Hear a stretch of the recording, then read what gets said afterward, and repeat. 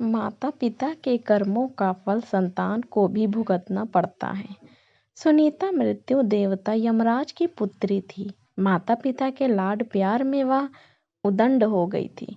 वह देखती थी कि उसके पिता पापियों को दंड देते रहते थे। वह पाप और पुण्य का अंतर नहीं समझती थी, इसलिए खेल खेल में किसी के अच्छे कार्य में बाधा डालती और किसी को अकारण मारने लगती। ऐसे उदंडता पूर्ण कार्य करके वह बहुत खुश होती थी। एक दिन सुनीता एक गंधर्व कुमार को, जो अपनी आराधना से योग मुद्रा में बैठा था, अकारण कोड़े से मारने लगी। गंधर्व कुमार पीड़ा से छटपटाता तो वह खुशी से उछल पड़ती। वह उसे खेल समझती। इस प्रकार की अपनी करतूतें वह अपने पिता को बताती। पिता उसकी इस उदंडता को बाल सुलभ खेल समझकर चुप रह जाते। ना तो सुनीता को ऐसा करने से रोकते और ना ही समझाते।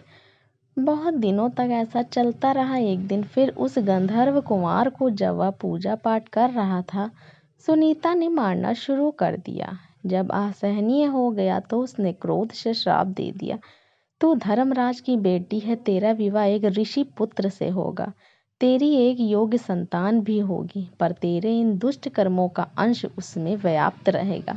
सुनीता ने यह बात भी अपने पिता को बताई। अब धर्मराज को लगा कि उन्होंने बड़ी भूल कर दी।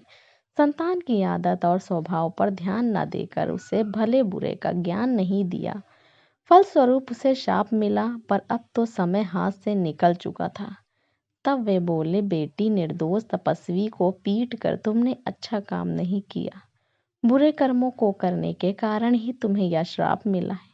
अब भी संभल जाओ और अच्छे काम की ओर मन लगाओ। समय बीतता गया। कन्या बड़ी हुई तो उसके विवाह की चिंता हुई। उसके शाप को जानकर कोई उससे विवाह करने को तैयार नहीं होता था। भला कौन उससे पैदा होने वाले पापी पुत्र का पिता बनता। जब कोई उपाय ना रहा तो रंभा अप्सरा ने उसे मोहिनी विद्या सिखा दी। अप्सराएं तो इस कार्य में सिद्ध होती थी। अब उसे किसी को भी मोहित करने की विद्या सिद्ध हो गई। एक दिन रंभा उसे अपने साथ लेकर वर की खोज में निकली। एक नदी के तट पर उसने अत्रि कुमार अंग को देखा। सुनीता अंग को देखते ही उस पर मोहित हो गई। रंभा की माया तथा अपनी मोहिनी विद्या के बल पर उसने अंग को भी मोहित कर लिया। दोनों को एक दूसरे पर आसक्त जानकर रंभा ने दोनों को गंधर्व विवाह करवा दिया। दोनों सुखी पूर्वक रहने लगे। कुछ दिन बाद उनके पुत्र हुआ, जिसका नाम वेन रखा गया। वेन अत्रि वंश के अनुरूप ही अपने पिता अंग के समान धार्मिक, सदाचारी, रचोचित गुणों से संपन्न था।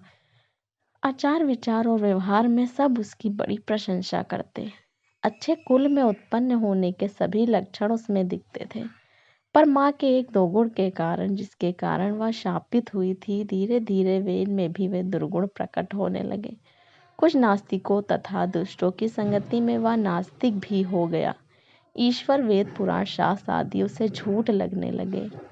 यज्ञ संध्या आदि को वह पाखंड समझने लगा। वह वयस्क हो चुका था। अपने माता पिता का कहना अब वह नहीं मानता था। राजकाज में उसका हस्तक्षेप इतना बढ़ गया कि पिता अंग असहाय हो गए। राजा तो अंग थे, पर आज्ञा वेन की चलती थी। सुनीता समझ रही थी कि उसके संस्कारों का परिणाम श्रापग्रस्त इस पुत्र में उतर आया है। उसके हठ तथा उदंडता पर किसी का वश नहीं था। सब विवश थे। वेन के इन कर्मों से प्रजा दुखी रहने लगी। महाराज अंग को अपयश मिलने लगा। जब हर तरह से वेन को समझा कर हार गए तो अपयश से बचने के लिए एक दिन निराश होकर अंग ने चुपके से घर ही त्याग दिया। राजा के बिना अराजकता और बढ़ी। ऋषियों ने अंग पुत्र वेन को राजा बनाया और समझाया, तुम्हारे दुष्कर्मों से दुखी होकर तुम्हारे पिता ने राज त्याग दिया। अब तुम अपना राजकीय उत्तरदायित्व समझो और सत्य कार्य कर प्रजा को सुख दो। पर वेन राजा बनकर और भी सुख दो और भी प्रमत्त तथा अहंकारी हो गया। बोला, आप लोग मुझे ज्ञान मत दीजिए, मैं स्वयं बड़ा ज्ञानी हूँ। ईश्वर, धर्म, शास्त्र आदि सब मेरे आदेश से स्थापित होंगे। मेरी ही आज्ञा धर्म होगा, शास्त्र वचन होगा। आप लोग अब मेरी आज्ञा के अनुसार चलिए और मुझ में ही ईश्वर, धर्म तथा शास्त्र के छाया देखिए। ऐसे विचारों वाले वेन के कार्यों से देश में अराजकता बढ़ी। सारे धार्मिक तथा सत्य कार्य बंद हो गए। प्रजा की सुरक्षा नहीं रह गई। दुष्ट लोगों का बोलबाला हो गया। धार्मिक कार्य बंद हो गए। हर चीज का अंत होता है। पाप का घड़ा जब भर गया तो ऋषियों, मुनियों तथा प्रजाजनों ने विद्रोह कर दिया।